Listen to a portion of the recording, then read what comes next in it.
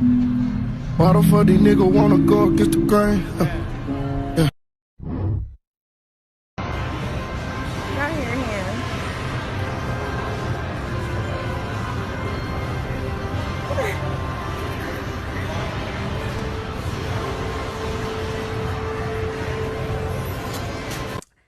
Okay, y'all, so here's the tea. I'm gonna try to squeeze everything in 3 minutes. If I can't, it'll be a part two.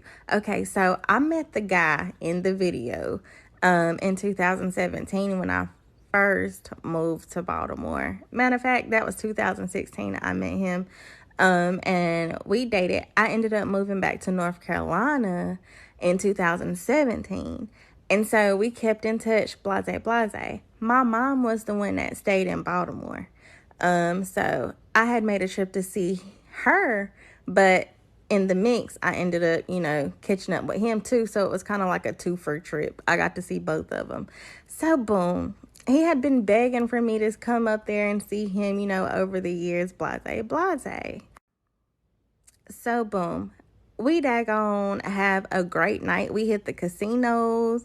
We go to the strip club. Like, we out in the city. We had sex throughout the morning or whatever. Shit was like real freaky nasty. Boom, like, damn, like, where you been all my life type shit. So he drives me home about 7 o'clock in the morning, and I get my rest. I wake up and hit him like, okay, what's up? He like, babe, what we gonna do today? And I'm like, okay, let me rewind. Let me do like a prequel to what actually happened. So one of my best friends had gave me something. I had some merchandise that was worth $1,000. He knew somebody that wanted it, and so they were gonna meet us to give me the money. So anyway, we go to Security Mall, and the person comes to meet to exchange the money. Why did he leave me in the mall by myself and took my $1,000? I was on a 2% battery.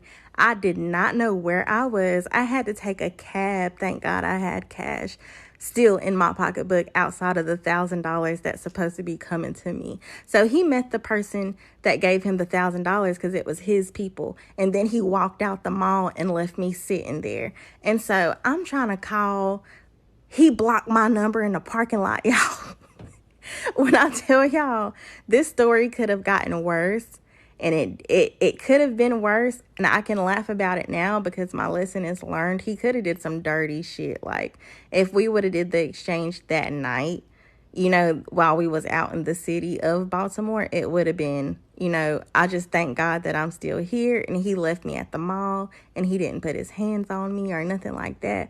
But yeah, he left me at the mall after he got the money, the $1,000.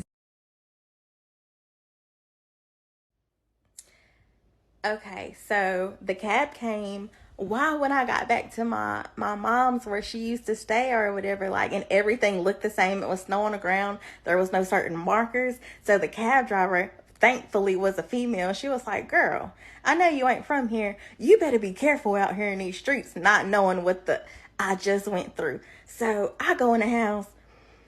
My mama don't know nothing. I ain't say nothing to nobody. Man, I cried. Moral of the story, don't trust the ex. When I tell you, do not go backwards. Like, the people be having ulterior motives for real. And it could have been way worse. All I could do was thank God. Like, that's all I could do was thank God that I was okay and I made it back. And I never told anybody what happened. Ever. TikTok is the first. This girl was never my girl, my ex, my lover. We ain't have no type of sexual relations, no type of dealings. This shit was a simple business transaction, you feel me? Met this girl in 2016. Shit was cool. She was up in North Carolina, talk about how she had connect. She was this, that, the third, whoopty whoop. I'm like, all right, I ain't think nothing of it, whatever. She disappeared for like 5 years. We kept in touch over the gram.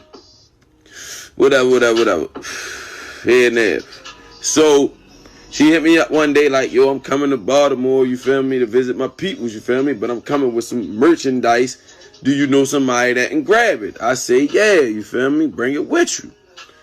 So she come up here, you feel me? We get up, we chill that night, you feel what I'm saying? We go down to the casino because she for damn sure wasn't coming to my house. You feel what I'm saying? So I takes her down to the casino, chill, whatever the case may be. Niggas politic, we try to butter her up, whatever. Whoop-de-whoop, it was what it was. Boom. The next day, you feel what I'm saying? We get up, you feel what I'm saying? I tell her like, yo, I know, you feel me, nigga, try and grab the shit. Grab the merchandise.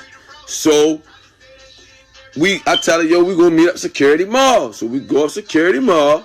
You feel me? We go to the food court. I tell her, yo, hand me the merchandise. Sit right here. I'll be back. I take the merchandise she hand me, walk out the front door and get in my car and leave her ass in the food court.